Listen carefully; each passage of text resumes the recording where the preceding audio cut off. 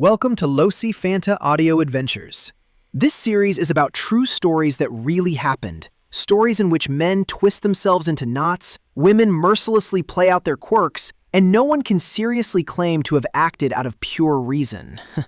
Told with biting wit, humor, and delightful sarcasm. Enjoy listening to the things people do out of love, lust, or desire, and bitterly regret. Experiences caught between heart and body.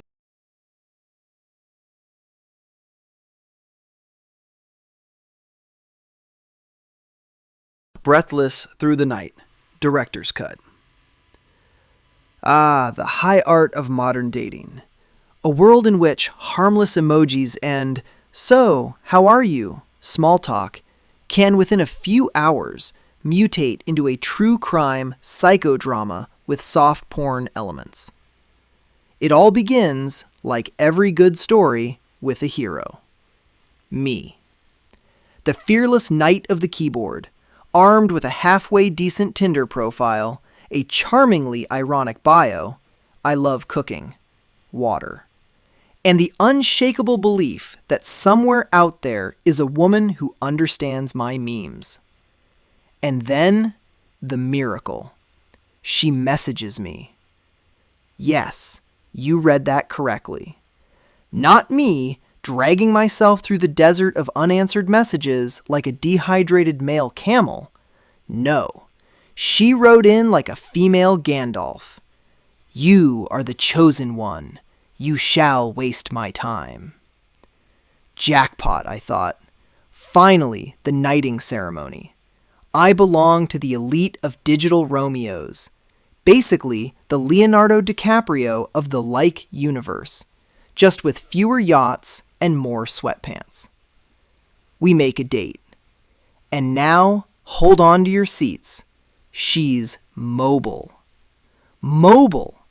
For me, as a man, that means at least 4 levels above normally hot.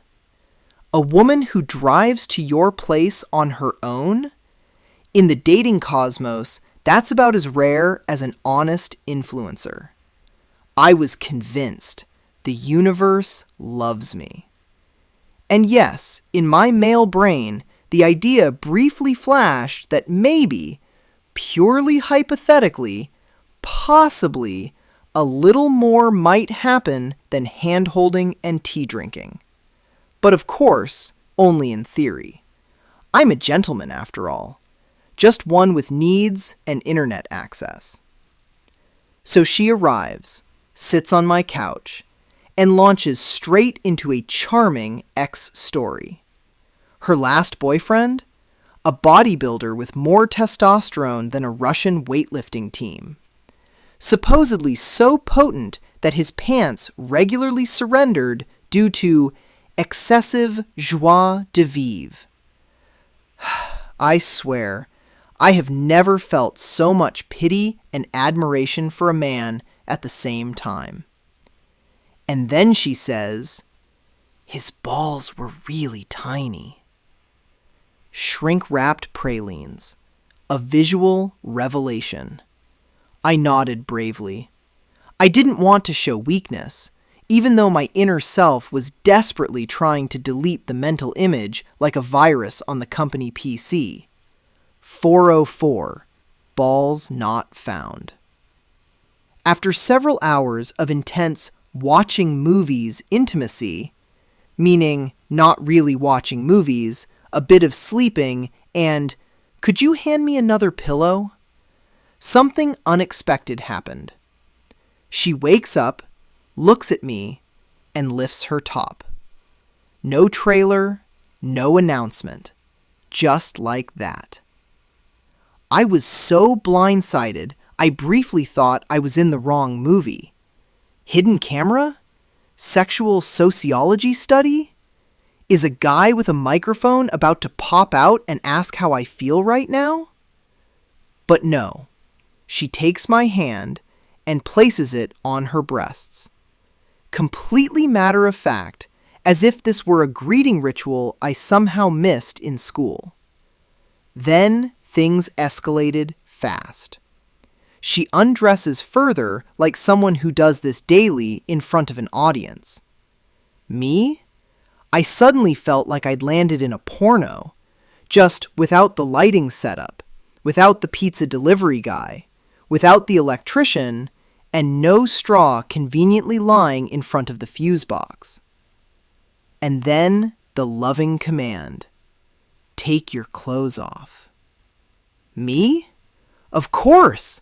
I dropped my clothes faster than an Austrian politician at the first whisper of bribery and champagne, including the subsequent hard drive destruction a la Ministry of the Interior.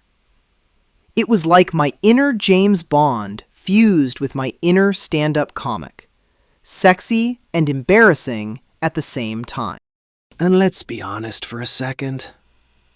I thought, sex on the first date? Right after meeting? That practically screams future. Because what could possibly say more about a woman's trusting deep nature than letting you have her right after the second sentence? Or the third drink? Sex on the first date is basically the IKEA version of a relationship, thrown together quickly with lots of passion and slightly wobbly. You think to yourself, there's no way this crap will last forever. But of course, this wasn't just lust. This was a kind of spiritual alliance, an unspoken marriage proposal with tongue acrobatics. You think, this woman is serious. She wants kids, a station wagon, a tiled stove, honest, faithful, emotionally bonded, just technically already unbound. And if a woman offers herself this quickly and the man jumps in without hesitation, then that's obviously the purest proof of two loyal souls. Two people who instantly feel, this is special. Good thing we weren't drunk, because then it would have been the ultimate proof of sincere loyalty. You only do something like that once in a lifetime, and definitely not again at the next opportunity. Never. This really only happens once. This is not a pattern. When something like this happens, you have real trust when the other person is out alone again. And anyone who thinks this is just hormone-driven and meaningless clearly has zero understanding of modern romance. And of course, it's totally obvious. These women who have one-night stands and welcome the man's meat baton into their pleasure cave without hesitation are probably messed up elite sluts with premium status and a built-in man destruction program. The man can't help it, because, come on, men, when it comes to sex, are not thoughtful, controlled beings with values and principles. No, he's a biologically remote-controlled lust dachshund on two legs.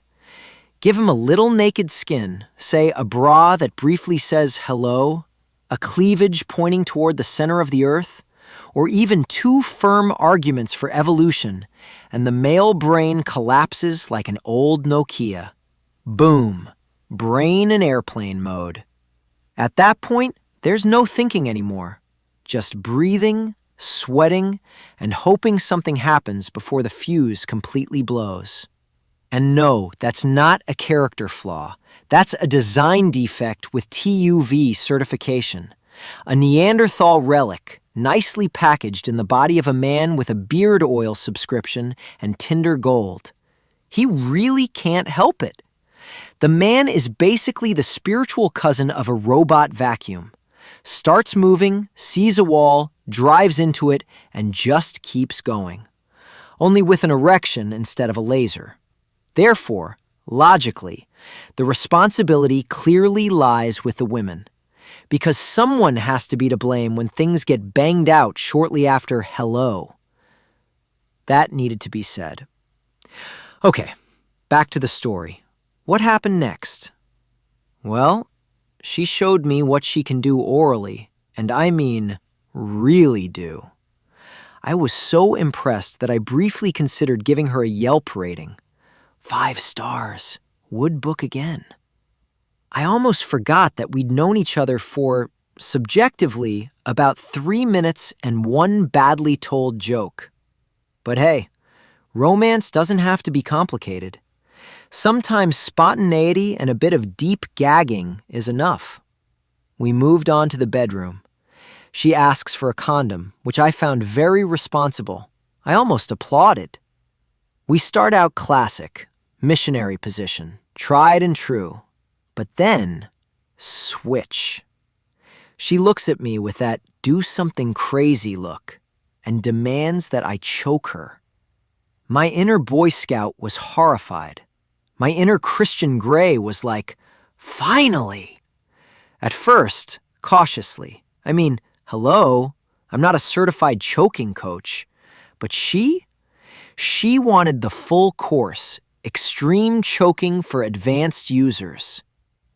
I eased into it, but she kept saying, harder, tighter, even harder. And then, bang, she briefly passes out. I thought I'd accidentally deleted her life. But luckily, she comes to quickly, smiling as if it were all part of the experience. I like it that way, she says. Me? Heart rate at 180. But hey, lesson learned. Dating in the 2020s is like BDSM light with commitment issues. But wait, it gets better. She suddenly says things that would be too emotional even for you porn. My life is worthless.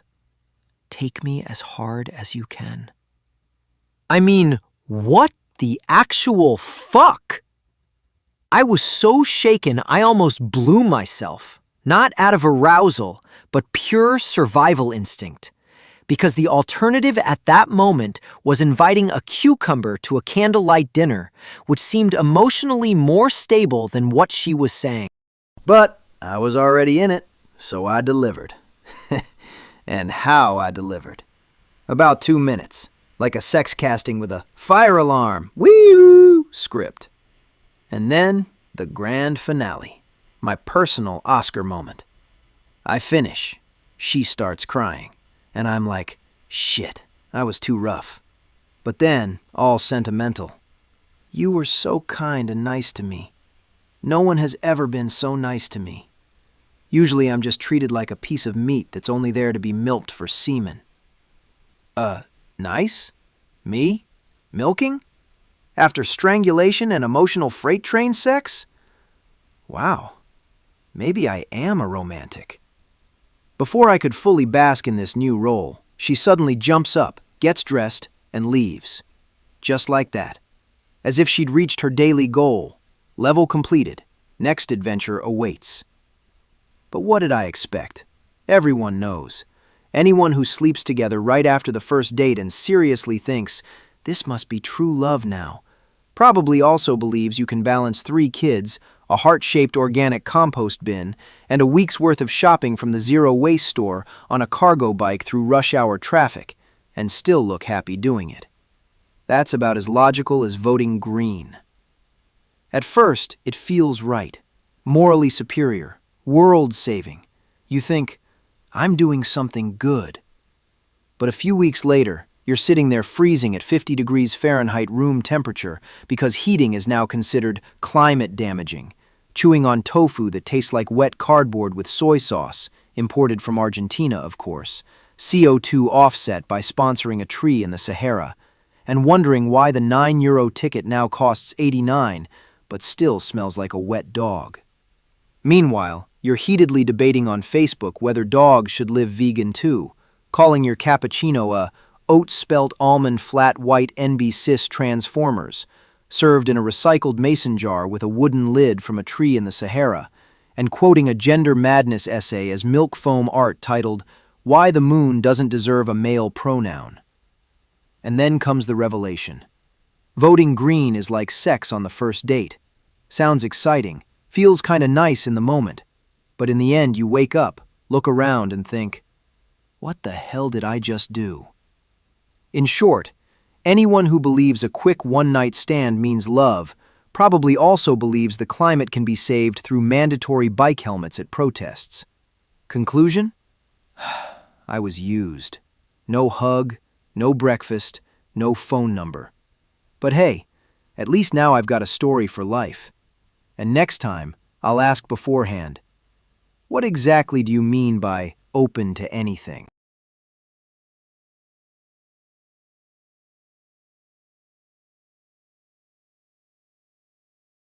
Thanks for listening. Honestly, respect for sticking it out all the way to the end. I hope you had fun, or at least felt a tiny bit called out. Maybe you even thought, thank goodness that wasn't me. Don't worry, the next story is definitely coming. And next time, too, it'll be about the things people do out of love, lust, or desire, and later regret. Until next time on Losi Fanta Audio Adventures.